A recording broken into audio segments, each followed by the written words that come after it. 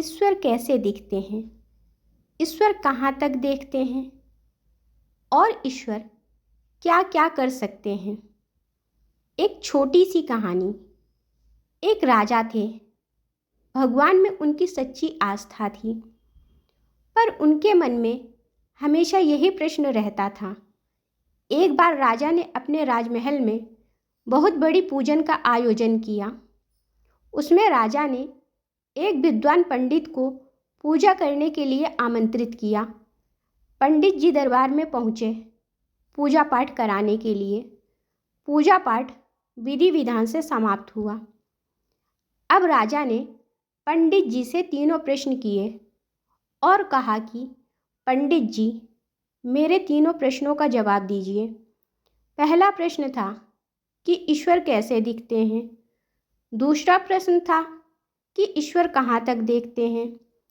और तीसरा प्रश्न था कि ईश्वर जो है वह करते क्या हैं। पंडित जी ने कहा कि मैं थोड़ा सोच विचार करके जवाब दूंगा, आप मुझे थोड़ा समय दीजिए। राजा ने कहा, आपको 1 महीने का समय दिया जाएगा।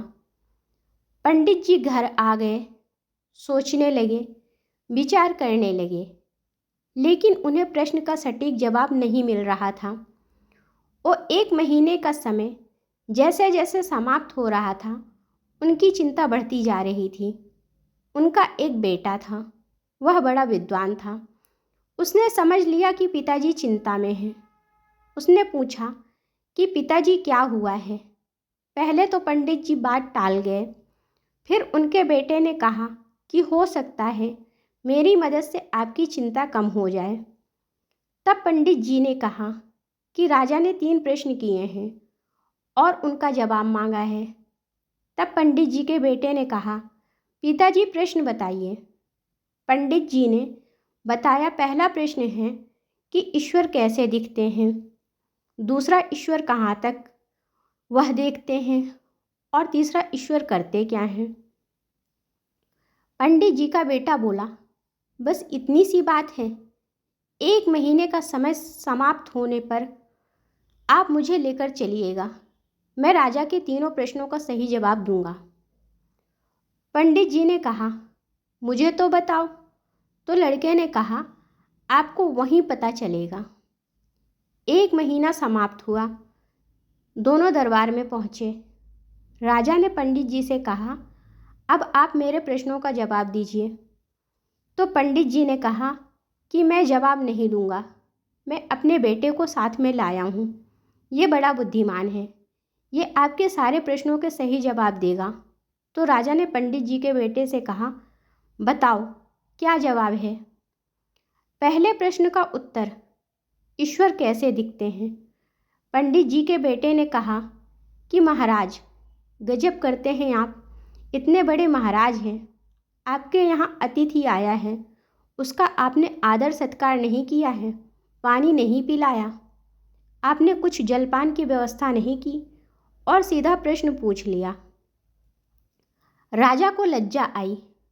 महाराज ने तुरंत दूध का गिलास मंगवाया। दूध का गिलास आया तो पंडित जी के बेटे ने उसमें उंगली डाल करके देखना शुरू किया और दूध को बाहर निकाल करके दिखाना शुरू किया। थोड़ी देर तो चलता रहा। फिर राजा ने पूछा कि क्या कर रहे हो।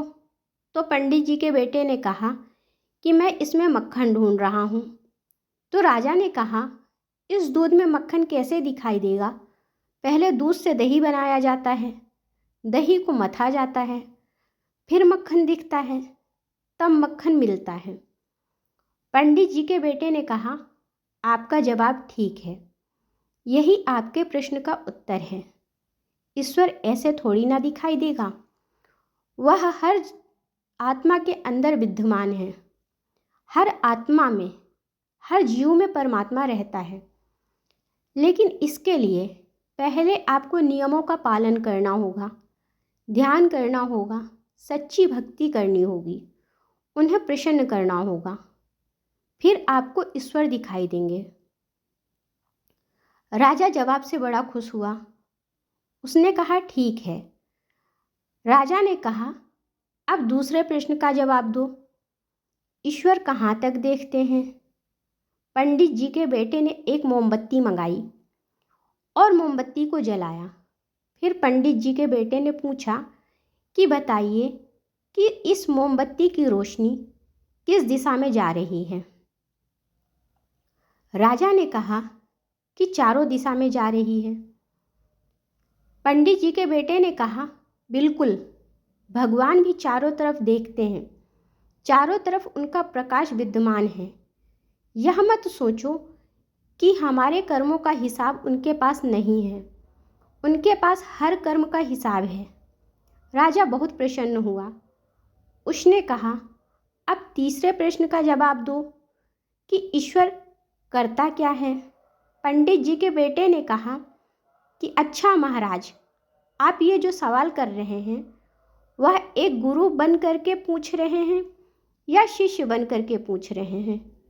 राजा ने विनम्रता से कहा कि मैं शिष्य बन करके पूछ रहा हूँ। पंडित जी के बेटे ने कहा, गजब करते हैं आप।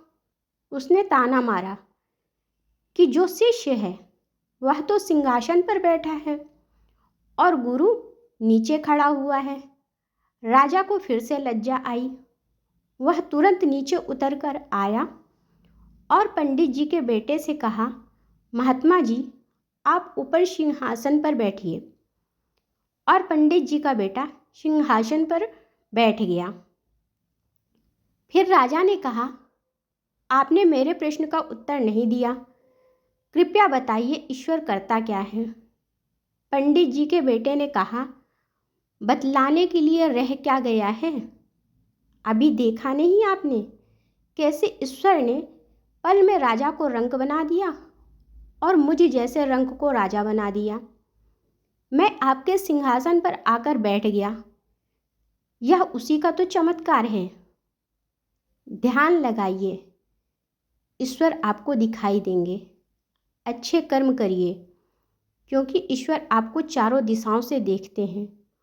और मन में विश्वास रखिए, ईश्वर पल में आपके दुख, तकलीफ, चिंता, परेशानी खत्म कर सकते हैं। इस कलयुग में ईश्वर से शिकायत मत कीजिए क्योंकि ईश्वर ने आपका पेट भरने की जिम्मेदारी ली है, आपकी पेटियों को भरने की जिम्मेदारी नहीं। मुझे उम्मीद है इस कहानी से हम सबके मन में ईश्वर को लेकर जो प्रश्न उठ रहे थे उनका काफ़ी हद तक समाधान मिल जाएगा। कहानी अच्छी लगी हो तो लाइक करें और मेरे चैनल को सब्सक्राइब करें। धन्यवाद।